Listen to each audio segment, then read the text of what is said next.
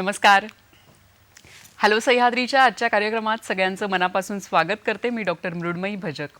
आजचा दिवस हा खऱ्या अर्थाने सोनियाचा दिनू आहे आणि ह्या सोनेरी पाडव्याच्या आणि नवीन वर्षाच्या आमच्या सगळ्या दर्शकांना मनापासून शुभेच्छा देते. खरं तर दिवाळी हा जो सण आहे हा संपूर्ण भारतातच नव्हे तर एव्हाना संपूर्ण जगात जिथे जिथे भारतीय लोक आहेत तिथे तिथे साजरा केला जातो.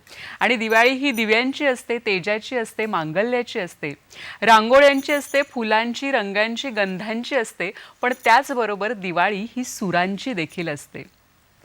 सुरांचं आणि दिवाळीचं नातं हे अनेक वर्षांपासून आकाशवाणी आणि दूरदर्शनच्या माध्यमातून जोडलं गेलेलं आहे. नरक चतुर्दशीची पहाट ही सूरमयी कशी करायची आणि सर्वसामान्य लोकांना अभिजात संगीताची गोडी कशी निर्माण करायची हे या दोन्ही माध्यमांनी दूरदर्शन आणि आकाशवाणीने नेहमीच जपलेलं आहे. आज दूरदर्शनच्या सह्याद्री माध्यमातून आम्ही आजचा जो पाडवा आहे हा सुरेल करण्यासाठी आज आपल्याबरोबर आलेले आहेत दोन ख्यातनाम गायक, संगीतकार आणि संगीताच्या क्षेत्रात ज्यांनी अनेक वर्षांपासून काम केलेलं आहे, ज्यांना खरं तर विशेष वेगळ्या अशा ओळखीची गरज नाही आहे. ते गायक, संगीतकार, अभिनेते आणि निवेदक त्यागराज खाडीलकर आणि त्यांच्या पत्नी कीर्तनकार, गायिका आणि समाजसेविका डॉक्टर वीणा खाडीलकर. नमस्कार. नमस्कार. दोघांचंही खूप खूप स्वागत आमच्या कार्यक्रमामध्ये. दोघांनाही पाडव्याच्या खूप खूप शुभेच्छा. आणि आज आपण त्या दोघांशी गप्पा मारणार आहोत. आजचा जो विषय आहे तो आपण बघून घेऊया.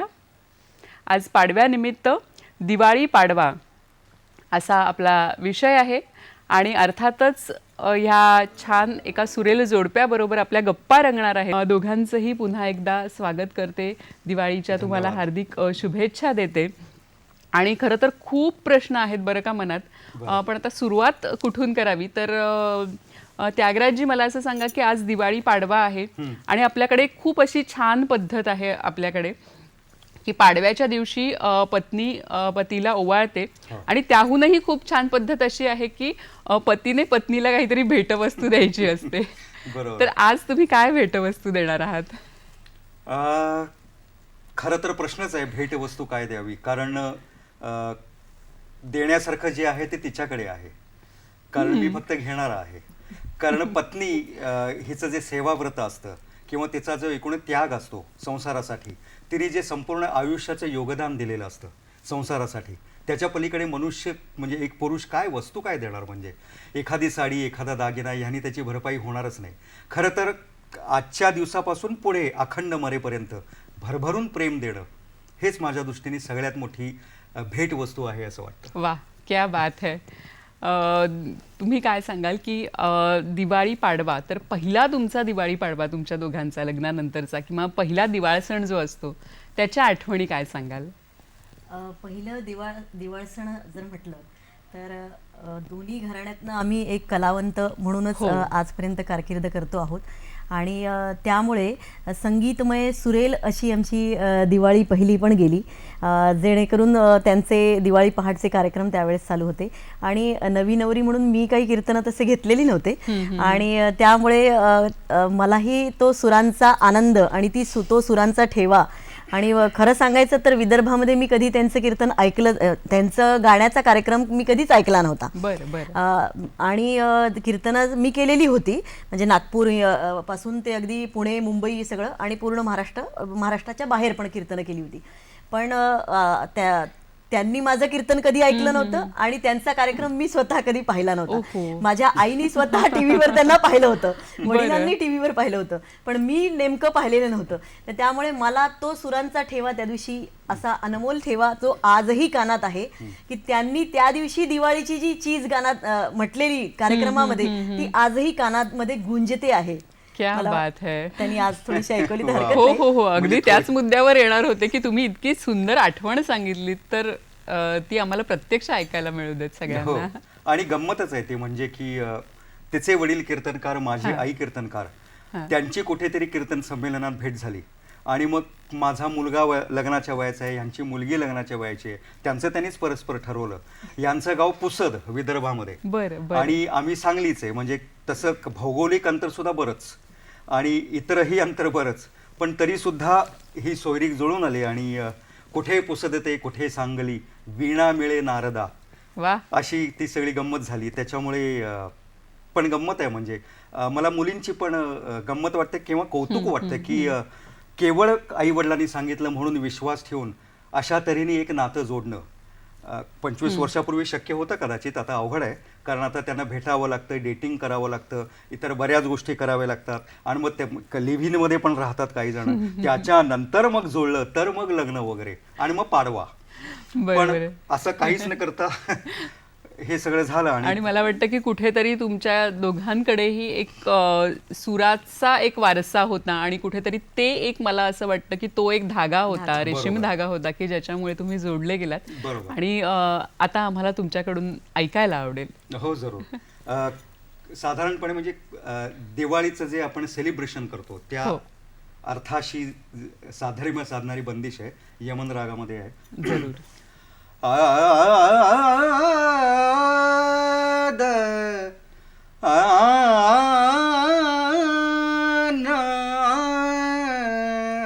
गाव गाव मंगल गीत बधाई, गाव गाव मंगल गीत बधाई, मोद भरी घडी मन भाई, मोद भरी घडी मन भाई, गाव गाव मंगल गीत बधाई, गाव गाव मंगल, गाव गाव मंगल, गाव गाव मंगल गीत बधाई. हा हा हा, क्या बात है. या सुरांनी खरोखरच असं वातावरण आज एकदम प्रफुल्लित झालेलं आहे. आणि ह्यांच्या सुरांबरोबरच तुमचे सूरही आम्हाला सुरुवातीलाच ऐकायला आवडतील. एक आदिशक्ती लक्ष्मी म्हणजे प्रत्येक स्त्रीचं जे रूप आहे ते लक्ष्मीचं रूप आहे असं आम्ही कीर्तनातनं प्रत्येकांना सांगतच असतो की ह्या स्त्रीसाठी किंवा आपण त्या आदिशक्तीसाठी एक स्त्रीचं वर्णन म्हणा किंवा आदिशक्तीचं वर्णन ज्याच्यात आहे असं एक छोटंसं पद मी म्हणते. जरूर. जे संस्कृतातून लिहिलेलं आहे. सुमन सुवंदित सुंदरी माधवी चंद्र सहोदरी हेममये, मुनिगण मंडित मोक्ष प्रदायिनी मंजुल भाषिणी वेदनुते, ऐकली कल्मष नाशिनी कामिनी वैदिक रूपिणी वेदमये, क्षीर समुद्भव मंगल रूपिणी मंत्र निवासिनी मंत्रनिते, आदिलक्ष्मी त्वं पालय माम, आदिलक्ष्मी त्वं पालय माम, धिम धिमी दुंदुभिनाद सुपूर्णमये, दुंदुभिनाद सुपूर्णमये, दुंदुभिनाद सुपूर्णमये, ऐकली कल्मष नाशिनी कामिनी वैदिक रूपिणी वेदमये, क्षीर समुद्भव मंगल रूपिणी मंत्र निवासिनी मंत्रनुते, मंत्र निवासिनी मंत्रनुते, मंत्र निवासिनी मंत्रनुते. वा वा वा वा, खूपच छान. आणि खरोखरच आपण देवीचाही जागर केलेला आहे, आराधना केलेली आहे. अतिशय सुरेल अशी सुरुवात झालेली आहे. मला असं सांगा की तुमच्या संपूर्ण तुमची जी कारकीर्द आहे त्याबद्दल आपण बोलणार आहोत आणि त्याबद्दलही बोलणार आहोत. अनेक आठवणी दोघांकडून आपण जाणून घेणार आहोत, मस्त गप्पा मारणार आहोत. पण आत्ता वेळ झाली आहे एका छोट्याशा विश्रांतीची. पाहत रहा हॅलो सह्याद्री.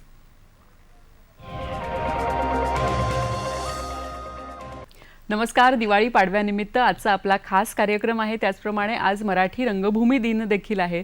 तर त्यानिमित्ताने सर्व मराठी कलाकारांना आणि मराठी रसिकांना देखील या दिवसाच्या आणि पाडव्याच्या खूप खूप शुभेच्छा देते. रंगभूमीवर, मराठी रंगभूमीवर ज्यांनी काम केलेलं आहे, इतर माध्यमातून संगीत लोकांपर्यंत पोहोचवलेलं आहे, असं सुरेल जोडपं आज आपल्याबरोबर आहे. त्यागराज खाडीलकर आणि डॉक्टर वीणा खाडीलकर. आपल्याला कार्यक्रमात एक फोन येतोय, तो आपण घेऊया. जळगावहून आपल्याशी बोलतायत रवींद्र कुडाळकर. नमस्कार, बोला, आपला प्रश्न विचारा. हा, नमस्कार त्यागराजजी आणि वीणाताई. नमस्कार. नमस्कार. सर्वप्रथम आपल्याला दीपावलीच्या आणि पाडव्याच्या हार्दिक शुभेच्छा. हो, आपल्याला सुद्धा. मी आपला नियमित चाहता आहे आणि इथल्या दोघांचेही कार्यक्रम मी दूरदर्शनवर पाहिलेले आहेत, त्यामुळे मी आपल्या दोघांच्याही कामाबद्दल परिचित आहे. माझे 2 प्रश्न आहेत आपल्याला.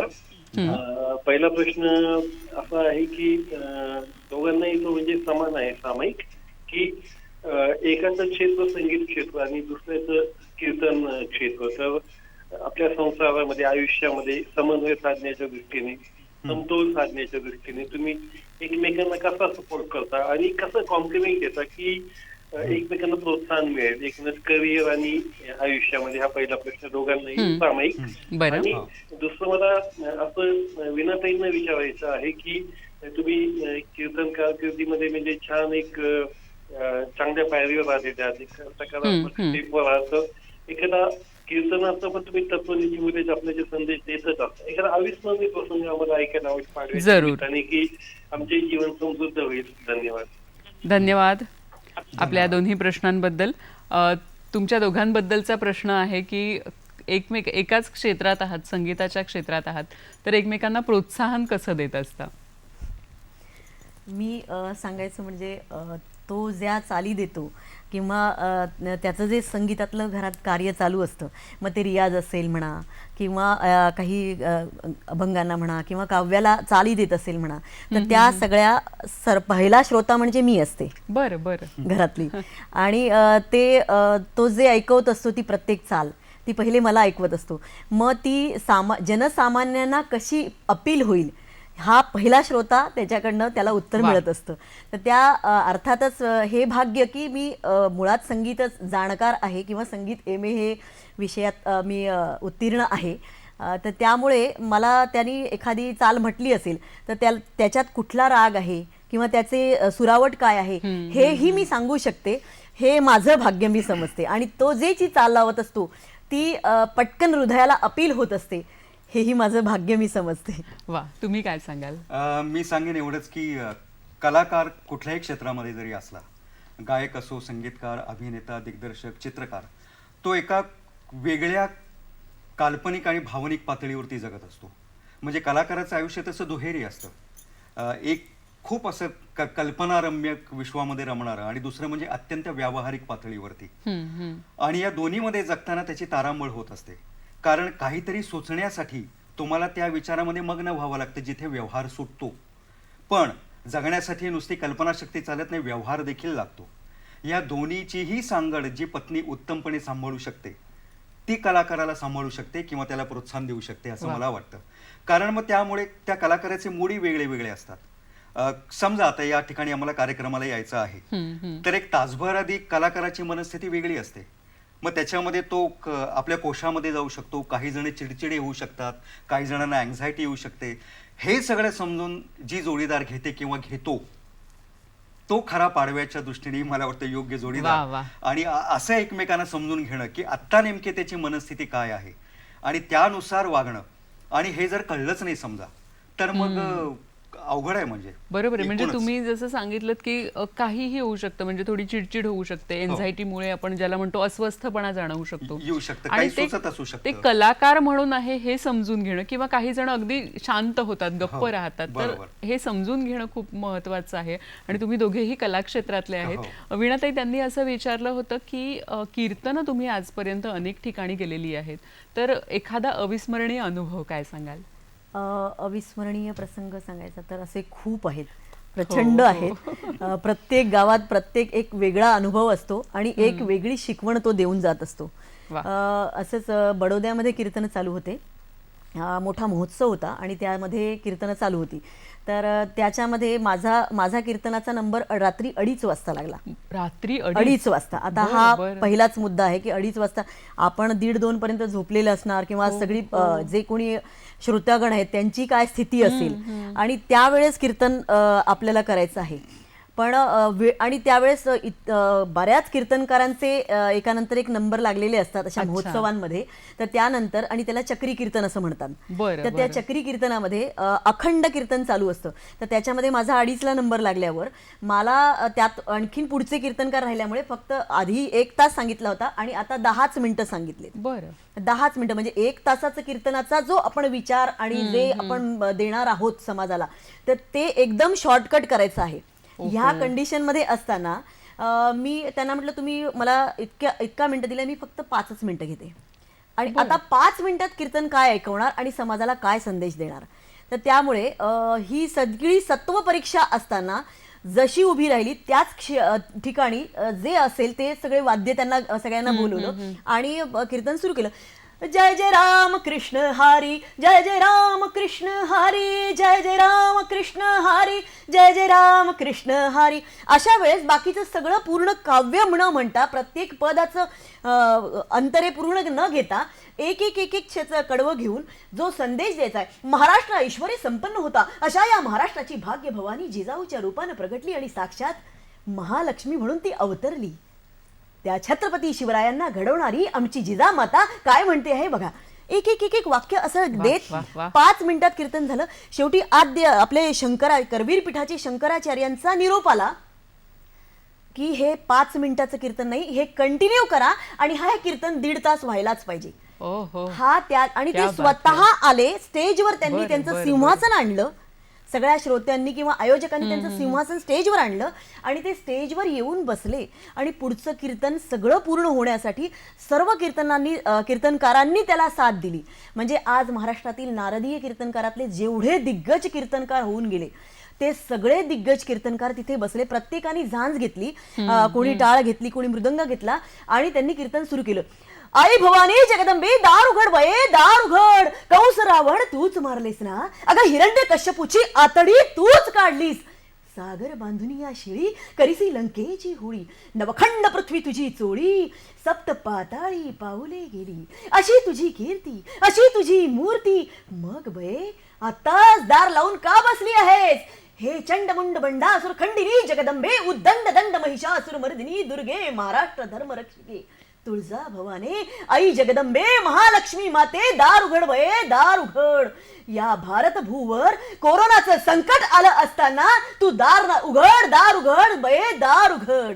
म्हणजे ही समय सूचकता ठेवून त्यावेळेस असं सादर करणं, त्यावेळेस कोरोना त्यावेळेस आणि आत्ताही तुम्ही जे सादर केलं ना, तर तेव्हा असं वाटतंय आम्हाला की अजून हे खरं तर पुढे चालू राहावं, पण आम्हाला आपल्याशी गप्पा मारायची. नक्कीच आणि आमच्यासाठी देखील तो एक अविस्मरणीय, कारण तुम्ही सगळं ते चित्र उभं केलं अगदी आमच्या डोळ्यांसमोर आणि केवढा मोठा आशीर्वाद ना खुद्द शंकराचार्यांनी तुम्हाला पुढे कीर्तन करायला सांगितलं. खरंच त्यागराजजी तुमच्याकडे येते. तुम्हा दोघांना घरातून संगीताचा वारसा आहे. त्यागराजजींच्या आई मंजुश्री खाडीलकर, तुमच्या आजी इंदिरा खाडीलकर आणि पणजोबा काकासाहेब खाडीलकर, केवढी मोठी नावं आहेत. ही नावं घेतानाही खरं तर असं भरून येतं. तर एवढा मोठा संगीताचा वारसा तुमच्यामध्ये होता. पुढचा प्रवास तुमचा कसा झाला? म्हणजे लहानपणापासून संगीताचे संस्कार होते हे आलंच, पण पुढचा प्रवास आणि आजपर्यंतचा प्रवास. पुढचा प्रवास म्हणजे मी खूप भाग्यवान आहे आणि परमेश्वराचा आशीर्वाद आहे. मुळामध्ये इतक्या मोठ्या घराण्यात जन्म मिळाला, त्यामुळे ते झिरपत अगदी थोडंसं माझ्यापर्यंत आलेलं आहे. आणि भाग्ययोग असा की अगदी लहानपणापासून आज रंगभूमी दिन आहे 5 नोव्हेंबर, त्यामुळे रंगभूमीपासूनच माझी सुरुवात झाली. वयाच्या 10व्या वर्षी सखी शेजारिणी नावाच्या व्यावसायिक नाटकात शरद तळवलकर आणि मंगला संजगिरी यांच्याबरोबर त्यांच्या मुलाचं काम करायची संधी मिळाली. त्याचे बरेच प्रयोग केले. 10. 10व्या वर्षी पदार्पण. आणि तेही व्यावसायिक नाटकात खूप दौरे, खूप प्रयोग, खूप मोठी माणसं नाटक पाहायला. आणि शरद तळवलकर तेव्हा खूप अगदी उच्चीवर असल्यामुळे हाऊसफुल असायचे प्रयोग. पाठोपाठ 12व्या वर्षी कट्यार काळजात घुसली हे प्रभाकर पणशीकरांची निर्मिती असलेलं आणि डॉक्टर वसंतराव देशपांडे यांच्याबरोबर छोटा सदाशिवची भूमिका करायला मिळाली. त्याच्यामध्ये त्याचेही खूप प्रयोग झाले. त्याच्यानंतर वाऱ्यावरची वरात नंतर काही वर्षानंतर मोहन वाघ यांची निर्मिती होती, चंद्रकांत कुलकर्णी यांचं दिग्दर्शन. त्या वाऱ्यावरची वरातमध्ये मी 4 वेगळ्या भूमिका करायचो. म्हणजे एक आपोआप संधी मिळत गेल्या. म्हणजे हे कर्तृत्व काही नाही, हे केवळ नशीब आणि हे केवळ भाग्य.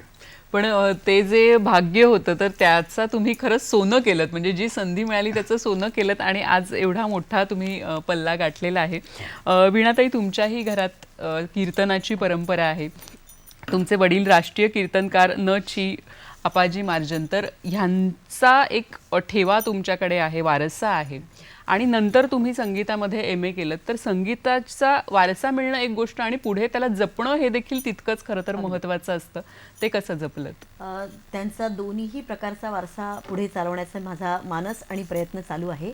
ते स्वतः राष्ट्रीय कीर्तनकार असल्यामुळे अर्थातच त्यांची ती राष्ट्रीयत्व म्हणा किंवा आपण ज्याला म्हणू शाहिरी पद्धतीचं किंवा शौर्य पद्धतीचं कीर्तन सादरीकरण म्हणा किंवा ती शैली आपोआपच माझ्यामध्ये आली. आणि त्याहीपेक्षा महत्त्वाचं म्हणजे वडील स्वतः कीर्तनकार असून ते कीर्तनाच्या माध्यमातून हजारो विद्यार्थी घडवत होते आणि आज घडवत आहेत. तर त्या प्राध्यापक पण होते. तर त्यामुळे मीही देखील अनेक कीर्तनकारांना आज महाराष्ट्र शासनाच्या वतीने मला ही संधी, सुवर्ण संधी अनेकदा मिळाली की कीर्तन प्रशिक्षण शिबिरं घेण्याची. आणि त्या कीर्तन प्रशिक्षण शिबिराच्या माध्यमातून संपूर्ण महाराष्ट्रात गावोगावी कोपऱ्यामध्ये अनेक विद्यार्थी आहेत. अगदी ते साताऱ्यामध्ये असतील किंवा अजून परांडासारख्या ठिकाणी विद्यार्थी असतील की त्या विद्यार्थ्यांची आज नामवंत कीर्तनकार म्हणून कीर्तनं चालू आहेत. बाल कीर्तनकार म्हणून ते आज प्रसिद्ध आहे, नावारूपाला आलेली आहेत. तर अशा अनेक विद्यार्थ्यांना घडवण्याचं काम आता मी देखील स्वतः पुढे कार्यरत मी त्यासाठी आहे. आणि ही कीर्तन कला जपावी आणि कीर्तन कला अविरत टिकावी. कारण समाजात आज समाज संस्कृती जतन करणं आपण म्हणतो, तर ही समाज संस्कृती किंवा संस्कृती जतन करणं आणि समाजात ही पेरणं फार गरजेचं आहे. कारण घराघरात आज प्रत्येक मुलं एक वेगवेगळ्या माध्यमातनं आधुनिकतेकडे जात आहेत. पण आधुनिकतेकडे जाता जाता आपणही आपलं जुनं ते सोनं आहे आणि ते सोन्याचा त्यांना ठेवा आपण देणं ही आपली एक जबाबदारी आहे असं समजून मी त्याचा प्रयत्न करते आहे. नक्कीच. कीर्तन ही एक खरंच इतकी मोठी परंपरा आहे. त्याला एक परंपरा तर आहेच, पण मला वाटतं की आजच्या काळातही कीर्तनाची खूप गरज आहे. कारण तुम्ही जसा आत्ता मघाशी उल्लेख केलात की कोरोना काळाचा तुम्ही उल्लेख केलात, म्हणजे जे जे काही समाजामध्ये आज चालू आहे त्याच्यावर कुठेतरी भाष्य, टिप्पणी आणि त्याच्यातून कुठेतरी काही मार्ग काढणं हे मोठं काम खरं तर कीर्तन करतंय. त्यागराजजी, तुम्ही मगाशी सांगितलं की 10व्या आणि 12व्या वर्षी तुम्ही व्यावसायिक नाटकामध्ये काम केलं. त्यानंतर गान हिरा हा सन्मान तुम्हाला मिळाला होता अखिल भारतीय विद्यार्थी परिषदेने जी आंतर महाविद्यालयीन स्पर्धा आयोजित केली होती, आंतर विद्यापीठ स्पर्धा आयोजित केली होती त्यामध्ये. वा, तर तो अनुभव सांगा ना. तोही विलक्षणच अनुभव आहे. म्हणजे अगदी खरं सांगतो मनापासून की एकेकाळी पूर्ण शास्त्रीय संगीत गायक व्हायचं असं माझ्या मनामध्ये होतं. पण आपण ठरवतो एक आणि विधाता घडवतो वेगळंच, तसं काहीसं झालं. आणि जे झालं ते एक उत्तम झालं, म्हणजे त्याबद्दल काहीच नाही. कारण मी शास्त्रीय संगीतापासून सुरू करून अगदी रॉक आणि पॉपपर्यंत आणि पार्श्वगायनापर्यंत विविध प्रकार हाताळू शकलो. पण त्या वयामध्ये 18व्या 19व्या मला शास्त्रीय गायकच व्हायचं होतं. आणि ती शास्त्रीय गायनाची स्पर्धा होती आणि राष्ट्रीय पातळीवरती आंतरविद्यापीठ असल्यामुळे अनेक प्रांतातली विद्यापीठातली तरुण मुलं त्या स्पर्धेमध्ये सहभागी झाली होती. आणि तिथे हिराबाई बडोदेकर यांच्या नावाने गान हिरा हा त्यांच्याच हस्ते पुरस्कार म्हणजे प्रथम पारितोषिक मला मिळालं. फार मोठी गोष्ट होती ती. आणि त्यांनी मला आत्मविश्वासही आला आणि लौकिकही थोडासा वाढला. वीणाताई, तुम्ही कीर्तन कधीपासून करायला लागलात आणि पहिलं कीर्तन म्हणजे स्वतः एकटीने केलेलं पहिलं कीर्तन याची आठवण? पहिलं कीर्तन मी 9वीत असताना केलं. क्या बात आहे, 9वीत असताना. हो. तर महिलांची एक संघटना होती दुर्गा वाहिनी म्हणून, आणि त्या संघटनेच्या वतीने कीर्तन ठेवलं. आता नावच तिचं दुर्गा वाहिनी. आणि त्यामुळे वडील म्हणाले की आता हिला साधं कीर्तन किंवा पौराणिक आख्यान वगैरे असं शिकवून उपयोग नाही, हिला आपण रणरागिनी झाशीवालीचं आख्यान शिकवू. लक्ष्मीपूजनाचा दिवस आहे आणि तिचंही राणी लक्ष्मीबाई असं नाव आहे, तर हेच तिला आख्यान आपण शिकवूया. आणि तेच त्यांनी मला पहिलं आख्यान म्हणून शिकवलं. म्हणजे 2-2.5 तासाचं कीर्तन ते आहे आणि 2-2.5 तासाची ही मांडणी आपल्याला करायची आहे. याची तयारी वडिलांनी जवळजवळ 2 महिने आधीपासून करवून घेतली की हे कीर्तन आपण तिच्याकडनं बसवूया. जसं त्याच्यात 1857च्या स्वातंत्र्य युद्ध समरातील आणि अग्निकल्लोळातील ही शेवटची ज्वाला म्हणजे रणरागिनी झाशीवाली, असं ते त्यांनी शिकवायचं आणि मी बोलायचं. आणि जवळजवळ रोज कीर्तन आपण करून दाखवायचं त्यांना. या पद्धतीने ती कीर्तनाची त्यांनी तालीम म्हणू आपण. जसं नाट्य क्षेत्रात सुद्धा नाटक 3 महिने चालावं लागतं, त्याची प्रॅक्टिस करावी लागते, त्याच्या तालमी कराव्या लागतात. तसं प्रत्येक कलेमध्ये सुद्धा एक मेहनत हा असतेच असते. नक्कीच. पण तुम्ही म्हणालात की 2.5 तासाचं कीर्तन होतं, म्हणजे 9वीतली मुलगी म्हणजे मी असं कल्पना करते बरं का की 9वीतल्या वीणाताई आणि 2.5 तासाचं कीर्तन तुम्ही एकटीने केलं, ही खरंच किती मोठी बाब आहे. आणि मग त्यानंतर तुम्ही तुमचा जो कीर्तनाचा प्रवास आहे आजवर कुठे कुठे म्हणजे महाराष्ट्रात, भारतात किंवा बाहेर महाराष्ट्रात तर तुम्ही सगळीकडे केलेली आहेत? कीर्तनं हो. झालेली आहे, प्रत्येक जिल्ह्यात म्हणलं तरी चालेल. विदर्भामध्ये कीर्तनं जेव्हा केली त्याच वेळेस वडिलांसोबत सतत जाणं आणि वडिलांसोबत हार्मोनियम वाजवता वाजवता लोकांना थोडीशी कुठेतरी चुणूक लक्षात आल्यावर बरोबर कीर्तन तिथे करण्याची संधी मिळायचीच, कारण लोकांची उत्स्फूर्ततेने दादच यायची की मुलगी अगदी तुमची पराक्रमी दिसते आहे आणि हे एवढंसं वाद्य सिंथेसायझर त्या काळात वडिलांनी घेऊन दिलं होतं. कारण लहान मुलांना काहीतरी वेगळं द्यावं लागतं. म्हणजे आपल्याला जे द्यायचं, जसं आम्ही म्हणतो की तुम्हाला औषध लहान मुलांना पाजायचं असेल तर ते कॅप्सूलच्या माध्यमातून पाजवलं तर ते औषध पण लागू होतं आणि त्याला कडू पण लागत नाही. तसं वडिलांनी हार्मोनियम वाजवण्यापेक्षाही हार्मोनियमला बसत नाहीये, रोज हार्मोनियमची प्रॅक्टिस करत नाही, सिंथेसायझर घेऊन दिलं. तर त्या याच्यावर ते वाजवताना पुन्हा साईडला आपली चिपळी वाजवायची आहे, पुन्हा एका हातात घेऊन आपली मंजिरी वाजवायची आहे. तर ह्या सगळ्या कसरतीमध्ये ही पाठांतर पण करते आहे रोज आणि ही म्हणते पण आहे. हे कुठेतरी श्रोत्यांच्या लक्षात यायचं आणि श्रोत्यांनी तिथे उत्स्फूर्ततेने म्हणायचं की कीर्तन कराय, हिला पण एक कीर्तन करायलाच लावा. तिथून कीर्तनाला जी सुरुवात झाली तर प्रत्येक ठिकाणी मग प्रत्येक गावाला ती कीर्तनं झाली. एवढंच नाही तर महाराष्ट्राच्या बाहेर दिल्ली, आता मी सध्या तामिळनाडूमध्ये सुद्धा कीर्तन करून आले. तामिळनाडूमध्ये हो, मग चेन्नईमध्ये कोणत्या कीर्तन- भाषेत असतात ही कीर्तनं? तिथे हिंदीमध्ये केल्या जातात. हिंदीमध्ये. बरं, केल्या बरं, जातात. तिथे हिंदी फार कमी कळतं, मग आता तिथे त्यागराजची मदत घेतो आम्ही, कारण इंग्लिश काही वाक्य लिहायची असतात, मग त्याच्यात काही इंग्लिश सादरीकरण असतं, मग एखादा पॅसेज इंग्लिशमध्ये टाकायचा त्याच्यामध्ये. आता सध्या विचारू नका, कारण त्याची एक तालीम पुन्हा घेतलेली असते नाही त्या नाही पण दरम्यानमध्ये. किती म्हणजे आपण म्हणतो ना की काळाप्रमाणे कीर्तन बदल देखील करावा बदलतंय लागतोच. हिंदीमध्ये आणि इंग्लिशमध्ये देखील कीर्तन होतं, हे म्हणजे ग्रेटच आहे. तुम्ही कीर्तन परंपरेला पुढे नेताय. बरोबर. आणि त्यागराजजी, तुम्ही मगाशी सांगितलं की तुम्हाला आधी शास्त्रीय संगीतातच काम करायचं होतं, पण तुम्ही खूप वेगवेगळ्या माध्यमांमधून म्हणजे वेगवेगळ्या प्रायव्हेट चॅनल्ससाठी म्हणा किंवा वेगवेगळ्या ज्या सिरीज असतात त्याच्यासाठी हिंदीमध्ये, मराठीमध्ये, पॉपमध्ये असं खूप वेगवेगळे जे संगीताचे आयाम आहेत तर तिथे मुसाफिरी केलेली आहे. तर ते कसं काय, पुढचा प्रवास कसा झाला वेगवेगळ्या ठिकाणी? पुढचा प्रवास म्हणजे त्याला इष्टापत्ती आपण म्हणू की काही कारणामुळे मला घरापासून एकट्याला राहावं लागलं. बरं. तर मग तेव्हा वेगळे वेगळे मार्ग शोधणे, पैसे मिळवण्याचे किंवा सर्व्हाइव्ह करण्याचे, ते शोधावेच लागले. मग ती सुरुवात झाली जाहिरात गाण्यापासून, हिंदी ऑर्केस्ट्रामध्ये गाण्यापासून, मराठी वाद्यवृंदात वगैरे वगैरे. असं करत करत काही वर्ष पुण्यामध्ये काढल्यानंतर मी मुंबईला आलो आणि मुंबईमध्ये हे आपल्या मुंबई दूरदर्शन सह्याद्री चॅनलने मला पहिला मदतीचा हात दिला आणि त्यावेळच्या निर्मात्या विजयाताई जोगळेकर यांनी पहिली संधी दिली आणि ते कार्यक्रम एकामागोमाग एक, म्हणजे भक्तिसंगीत, शब्दांच्या पलीकडले वगैरे वगैरे त्या काळामध्ये जे होते ते खूप गाजले आणि लोकांनी नोटीस केलं मला. आणि मग त्यानंतर मग मराठीतले वेगळे वेगळे संगीतकार म्हणजे अनिल मोहेले, अशोक पत्की, गीतकार शांताराम नांदगावकर यांनी टी व्हीवरनं मला बोलवून मग तिथून मग पार्श्वगायन आणि मग इतर क्षेत्र सगळं सुरू झालं. त्यामुळे मी दूरदर्शनचा खूप आभारी आहे.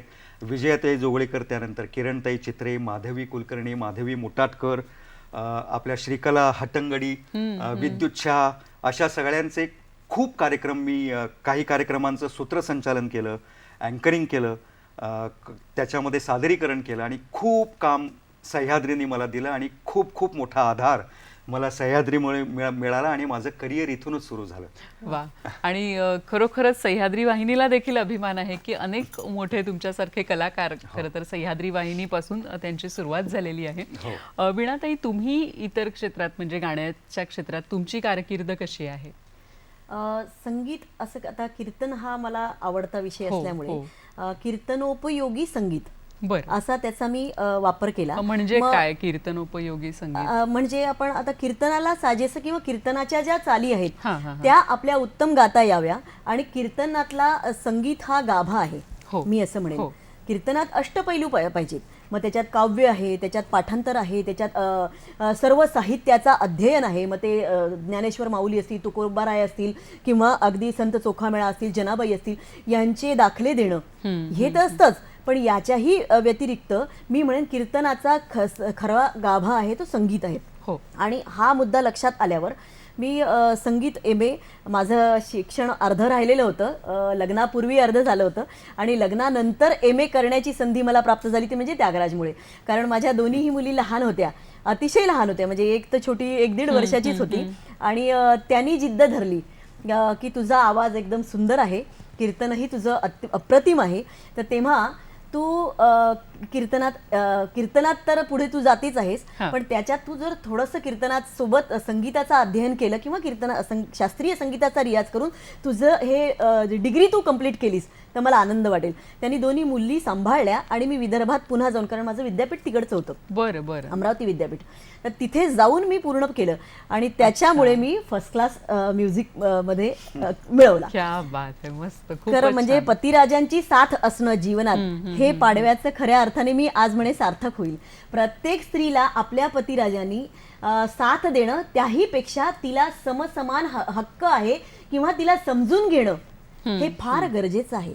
मग प्रत्येक स्त्रीमध्ये, मी तर म्हणेन प्रत्येक स्त्री नाही, प्रत्येक मानव जात ही आहे की ती परमेश्वराने तिला अत्यंत उत्तम गुण देऊनच इथे भूतलावर पाठवलेलं आहे, त्याच्यात काहीतरी वैशिष्ट्य देऊनच पाठवलेलं आहे. मग या वैशिष्ट्यांना ओळखून प्रत्येकाने एकमेकाचा आदर जर केला आणि त्याची वृद्धी केली तर कुठे सगळं आनंदी आनंदच होईल. अगदी अगदी. मग तो परिवारात असो, तो संसारात असो, तो आनंदी आनंदच होईल. नक्कीच. आणि आता तुम्ही जे सांगितलं की लहान मुलांना, तुमच्या दोन्ही लहान मुलींना त्यांनी सांभाळलं आणि तुम्ही MA पूर्ण केलं, खरोखरच दिवाळी पाडव्यानिमित्त एक छान जोडपं आज आपल्या बरोबर आहे. त्यांच्याशी आपल्याला आणखीही गप्पा मारायच्या आहेत.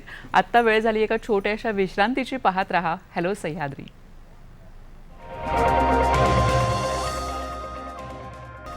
नमस्कार, विश्रांतीनंतर सगळ्यांचं मनपूर्वक स्वागत करते. आज दिवाळी पाडवा आहे आणि दिवाळी पाडव्यानिमित्त आजचा आपला एक विशेष कार्यक्रम आहे ज्याच्यामध्ये आपण गप्पा मारतोय संगीत क्षेत्रातील एका जोडप्याशी, त्यागराज खाडीलकर आणि डॉक्टर वीणा खाडीलकर. आपण छान छान तुमचा जो प्रवास आहे तो समजून घेतला थोडक्यामध्ये. आता आम्हाला तुम्हाला दोघांनाही ऐकायचं आहे पुन्हा एकदा. तर त्यागराजजी, तुम्ही अनेक चित्रपटांसाठी पार्श्वगायन केलेलं आहे, मराठी, हिंदी. तर एखादं गाणं आम्हाला ऐकायला आवडेल त्यातलं. हो, जरूर. पुन्हा म्हणजे एक भाग्ययोग असा की अनेक संगीतकारांकडे मला गायला मिळालं, त्याचे पुरस्कार सुद्धा बरेच मिळाले. एक गाणं मी गाऊन दाखवतो जे आता सध्या बऱ्यापैकी लोकप्रिय होत आहे, आपल्या सगळ्यांना आवडेल असं आहे. वीज अंगी लखलखे ज्याच्या तो मर्द मराठा, तेज माथी चमकते ज्याच्या तो मर्द मराठा, भीमरूपी महाकाय जणू तो शोभे मर्द मराठा, माय भूतुला पुत्र म्हणून लाभे मर्द मराठा, मर्द मराठा, मराठा मर्द मराठा, मराठा मर्द मराठा, मराठा मर्द मराठा, हे मराठा मर्द मराठा. धग धगत्या भूमीत रुजला, मातीत वाढला, स्वराज्याचे स्वप्न रंगमुनी वाघावानी लढला, तलवारीच्या पाती संगे रक्ताने माखला, शिवबाच्या साथीने ज्याने महाराष्ट्र घडविला, मराठा मर्द मराठा, मराठा मर्द मराठा.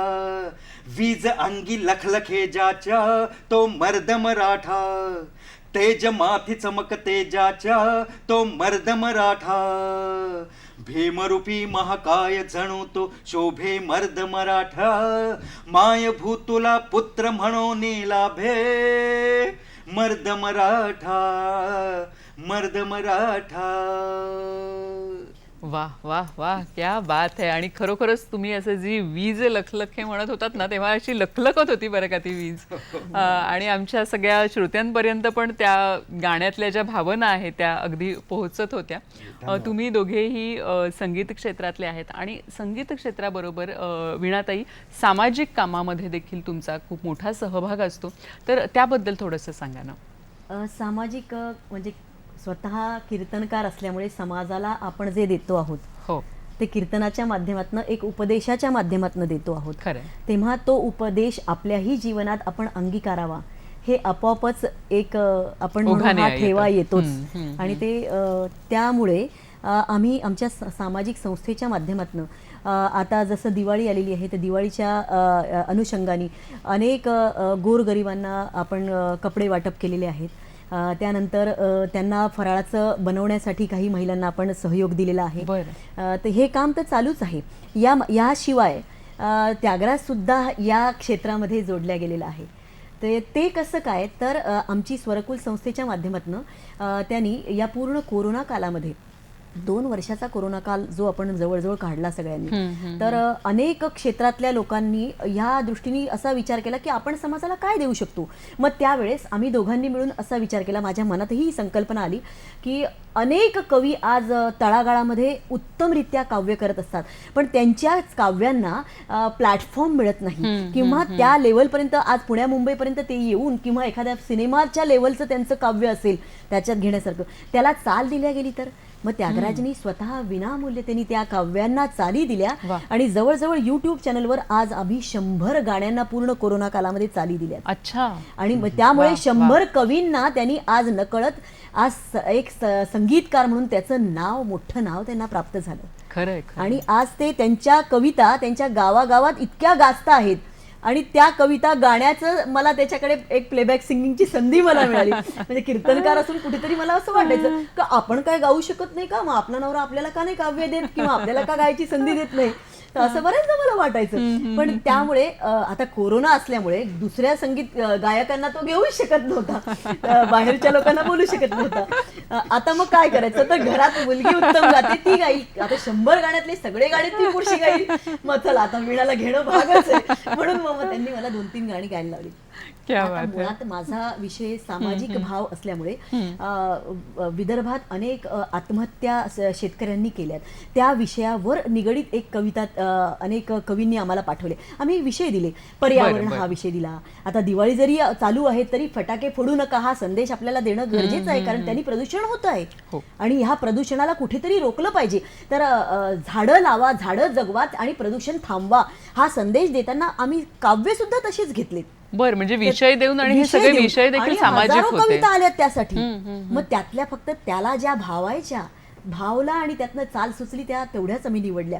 तर त्यांनी मला एक फार सुंदर चाल दिली मग माझ्यासाठी, आणि ते आम्हाला ऐकायला आवडेल ना त्यातलं एखादं गाणं. पावसाच्या सरी मया रानात पडते, पावसाच्या सरी मया रानात पडते, काया ढेकलात धरणी माई नाहून निघते. पावसाच्या सरी मया रानात पडते, पावसाच्या सरी मया रानात पडते, पकाया ढेकलात धरणी माई नाहून निघते. हो अशा म्हणजे मला असं वाटलं की मी कधी आयुष्यात या हेडफोन लावून स्टुडिओत वगैरे गाऊ शकेल की नाही, पण माझं ते स्वप्न त्याच्यामुळे पुरं झालं. पण मग आता ह्या पुढे तुमचे काही पुढचे असे काही नवीन प्लॅन्स आहेत का की ह्या निमित्ताने की आपण आता सुगम संगीताकडे वळावं किंवा वेगळ्या प्रकारच्या संगीताकडे वळावं? कसं असतं, आपण असं म्हणतो की दोघंही एका क्षेत्रात असल्या म्हणू किंवा बऱ्याचदा आम्हाला अनेक श्रोतेगण भेटतात तेव्हा तुम्ही किती एकसारखे दिसता असा हा प्रश्न म्हणजे असा पडतो. तर ह्या प्रश्नाचं आम्हाला उत्तरच कळत नाही. तर न कळत आपण एकमेकांसोबत राहत असताना, सहजीवन जगत असताना एकमेकांच्या आवडीनिवडी किंवा एकमेकांच्या म्हणजे त्यांना काय हवं आहे, त्यांना पाहिजे असलेल्या वस्तू त्यांना दिसण्याच्या आत पत्नीनी नेऊन देणं, हे त्यांच्या मनातला भाव ओळखणं आहे. तर त्यामुळे आता मला जे आवडतं आहे ते त्यालाही आवडायला लागलंय आणि त्यालाही जे आवडते ते मलाही आवडायला वा, वा. लागले. जणू काही मी सामाजिक क्षेत्रात आली आहे तर आपोआप नकळत तोही सामाजिक क्षेत्रात वेळ देऊ शकतो आहे आणि तो देतो आहे.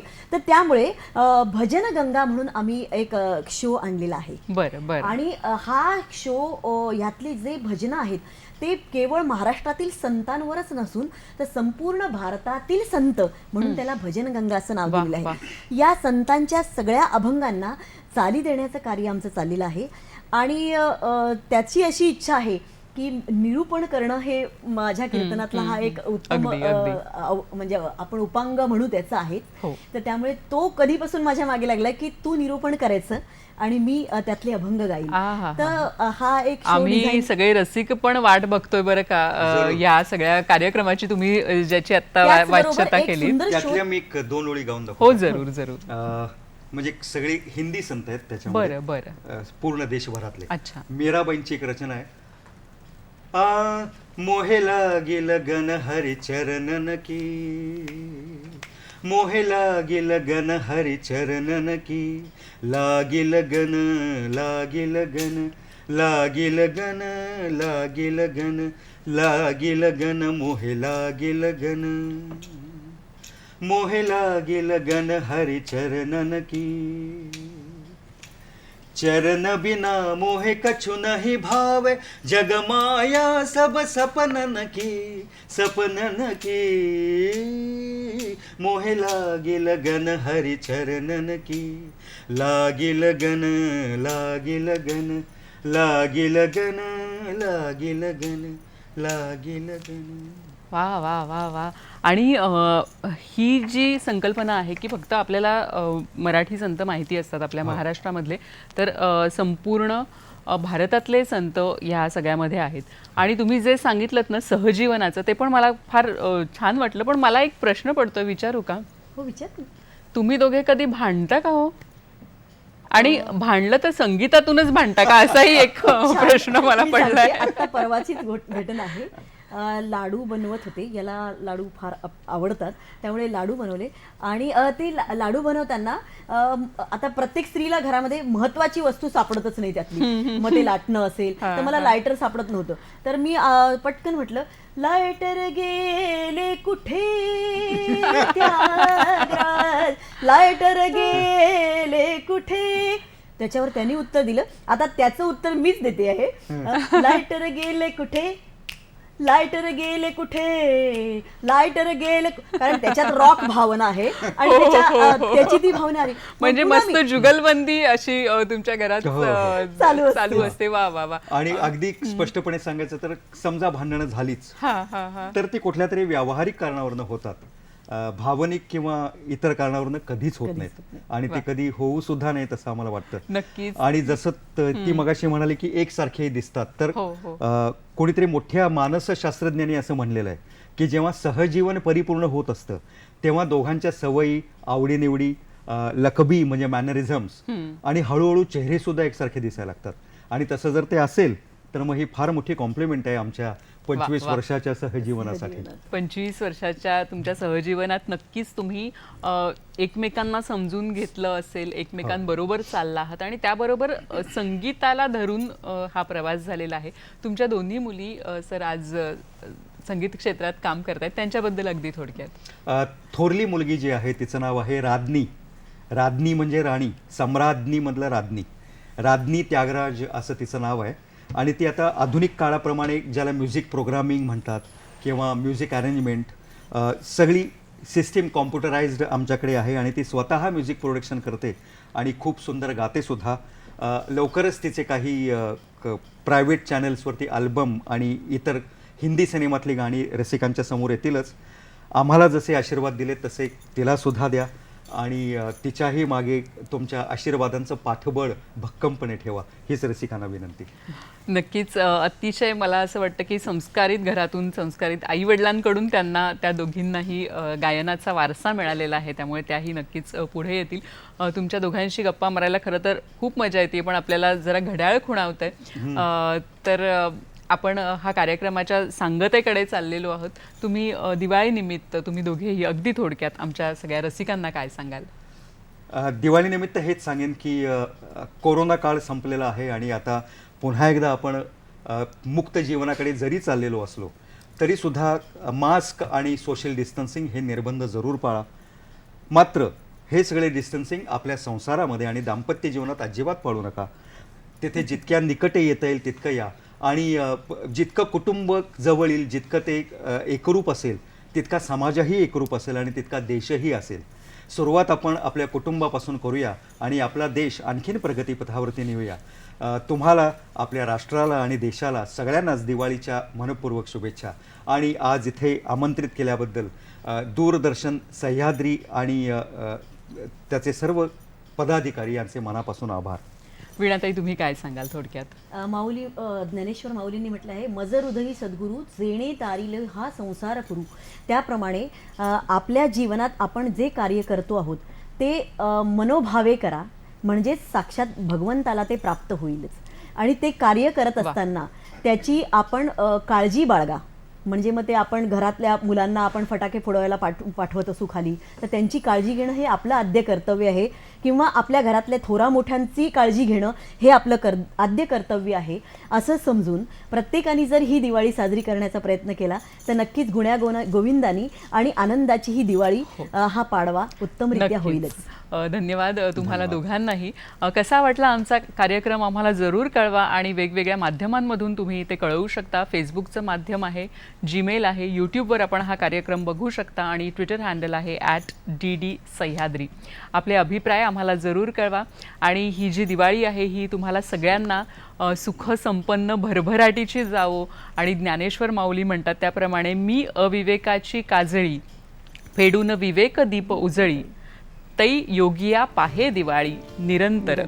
पुन्हा एकदा सगळ्यांना दिवाळीच्या भरभरून शुभेच्छा, नवीन वर्षाच्या शुभेच्छा. आपला लोभ आहेच तो असाच वृद्धिंगत होवो. नमस्कार. नमस्कार. नमस्कार.